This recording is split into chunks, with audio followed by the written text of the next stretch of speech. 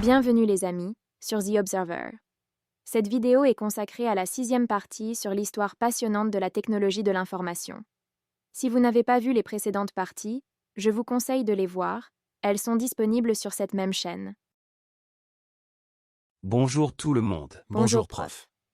Après avoir vu l'histoire du progrès dans le hardware électronique, dans les précédentes vidéos, cette 6e partie parle du développement du software, c'est-à-dire des programmes informatiques.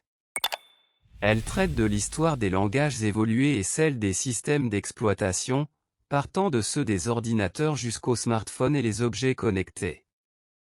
Regardez, c'est intéressant, c'est de l'histoire des sciences technologiques, qui ont produit des objets électroniques, qui sont devenus aujourd'hui indispensables pour tout le monde.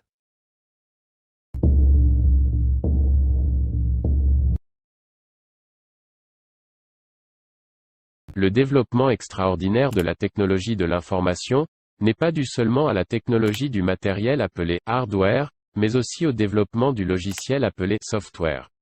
Un logiciel est constitué de programmes. Un programme est une suite d'instructions, exécutées instruction par l'unité centrale, ou CPU, comme nous l'avons déjà vu dans l'architecture de von Neumann. Une instruction définit une tâche qui peut être un test logique, un calcul, une impression d'un mot alphanumérique ou un transfert d'informations, une action graphique sur des pixels, la génération d'un mouvement ou d'un son.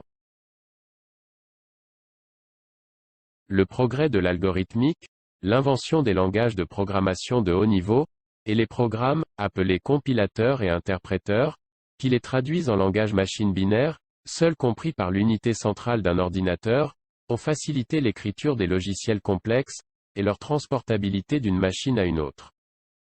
Les 3 premiers langages de programmation ont été développés dans les années 1950, le Fortran, pour Formula Translator, spécialisé dans les calculs scientifiques, Lisp, pour List Processor, spécialisé dans le traitement des listes, COBOL, pour Common Business Oriented Language, spécialisé dans la programmation d'applications de gestion. Beaucoup de langages plus puissants verront le jour plus tard, tels que Pascal en 1970, C en 1972, C++ en 1985, Java en 1985 aussi, et Python en 1991. En parallèle avec les progrès dans le hardware, les progrès dans le logiciel, ou software, de programmation ou d'application, n'ont jamais cessé jusqu'à aujourd'hui. Dans le domaine des systèmes d'exploitation, Unix a été créé par AT&T dans les années 1970 au centre de recherche de Bell Labs.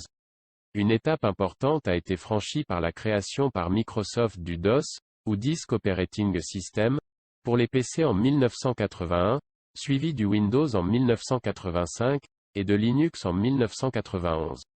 Les systèmes d'exploitation, destinés aux smartphones et tablettes tactiles d'abord, et qui se sont étendus par la suite à tous les objets connectés, ordinateurs, télévisions, et même les automobiles, sont apparus avec iOS d'Apple, révélé avec l'iPhone en 2007, et Android de Google en 2008.